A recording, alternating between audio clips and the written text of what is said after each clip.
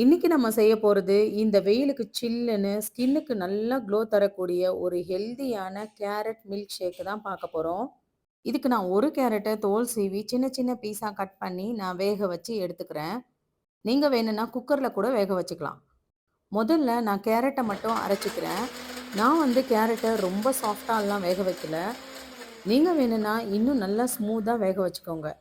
பாருங்க, நான் இந்த அளவுக்கு தான் அரைச்சிருக்கேன். இது கூடவே நான் 2 ஸ்பூன் நாட்டு சர்க்கரை சேர்த்துக்கிறேன். கொஞ்சமா பால் சேர்த்து மறுபடியும் நான் இத அரைச்சுக்கிறேன். சில பிள்ளைங்க வாயில சின்ன சின்ன பீஸா சிக்குனாலே எதுவும் சாப்பிட மாட்டாங்க. அவங்களுக்கு நல்லா ஸ்மூத்தா வேக வச்சு எடுத்துக்கோங்க. இதுல கொஞ்சமா ஏலக்கி பவுடர், மிச்சம் இருக்கிற பால் இது எல்லாத்தையும் சேர்த்து அரைச்சுக்கலாம். பாலை நான் நல்லா காய வச்சு ஆற வச்சு வச்சிருக்கேன். என்னோட பொண்ணுக்கு கேரட்ட பச்சையா குடுக்காம வேக வச்சு தான் டாக்டர் குடுக்க சொல்லியிருந்தாரு. அதனால தான் நான் வேக வச்சு இதுல அரைக்கிறேன். உங்களுக்கு வேணும்னா இதுல ஐஸ் கியூப் கூட போட்டுக்கலாம். நான் வந்து இதுல போடல. கடைசியா இதுல நான் நைட்டே ஊற வச்சு எடுத்த பாதாம் பிசின் 1 1/2 ஸ்பூன் இதுல சேர்த்துக்கிறேன். இது இந்த வெயிலுக்கு நம்ம பாடிய ரொம்ப கூலா வச்சுக்கும்.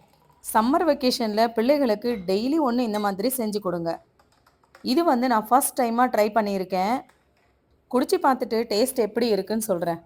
சீரியஸா சொல்றேங்க, செம்மையா இருக்கு இதோட டேஸ்ட்டு. நீங்களும் கண்டிப்பா இந்த ஷேக்க ட்ரை பண்ணி பாருங்க.